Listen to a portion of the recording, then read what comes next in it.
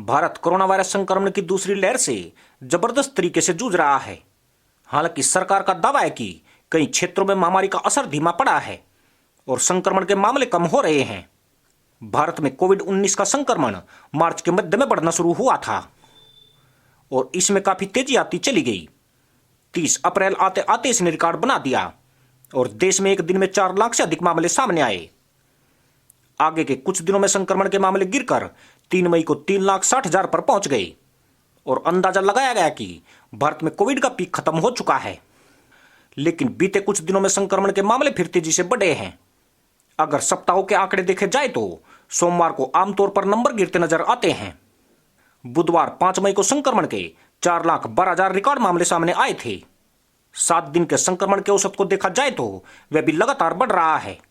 Virus के संक्रमण का प्रसार किस हद तक हो रहा है, इसका पता सिर्फ एक बड़े स्तर पर की जा रही टेस्टिंग से ही पता चल सकता है। भारत में रोजाना 2 करोड़ टेस्ट हो रहे हैं और इस महीने की शुरुआत में गिरकर यह आंकड़ा 15 लाख हो गया था। हालांकि बुधवार 5 मई को वापस इसमें सुधार हुआ और फिर से 2 करोड़ सैंपल टेस्ट हुए। टेस्ट में इस तरह की अस्थायी गिरावट के कारण ही मई के शुरुआती दिनों में संक्रमण के मामलों में कमी देखी गई थी। वहीं देश भर के कई हिस्सों में टेस्ट भी परिवर्तनशील रहा है। कुछ इलाकों में मामूली कमी देखी गई है। विश्व स्वास्थ्य संगठन के सलाहकार और अर्थशास्त्री डॉक्टर रिजो जोन कहते हैं कि पिछली बार के पीक में भी सितंबर में इसी तरह के हालात देखे गए थे।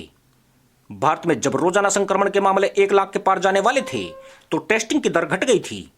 जब प्रशासन ने यह कहा कि कुछ राज्यों में केस कम हो रहे हैं तो उसी समय महाराष्ट्र, गुजरात, तेलंगाना जैसे राज्यों और राजधानी दिल्ली में टेस्टिंग में गिरावट दर्ज की गई।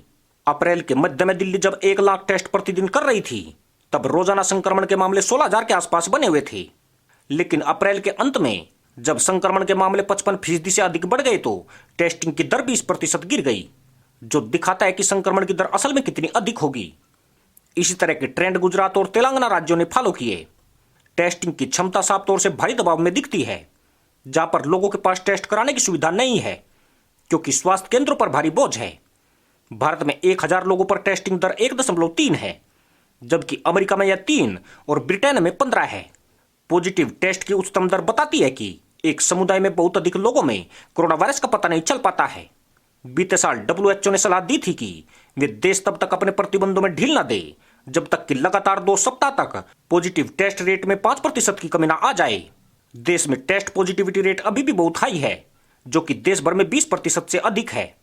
ऐसे में इस पर विश्वास करने का कोई कारण नहीं है कि दूसरी लहर बीत चुकी है। भारत में खासतौर से 2 तरह के टेस्ट हो रहे हैं। पॉलीमरेज चेन रिएक्शन को एक गोल्ड स्टैंडर्ड का टेस्ट समझा जाता है। हालांकि इस टेस्ट को लेकर भी ऐसी रिपोर्ट है कि लक्षण वाले मरीजों में यह टेस्ट नए वेरिएंट को नहीं पकड़ पा रहा है।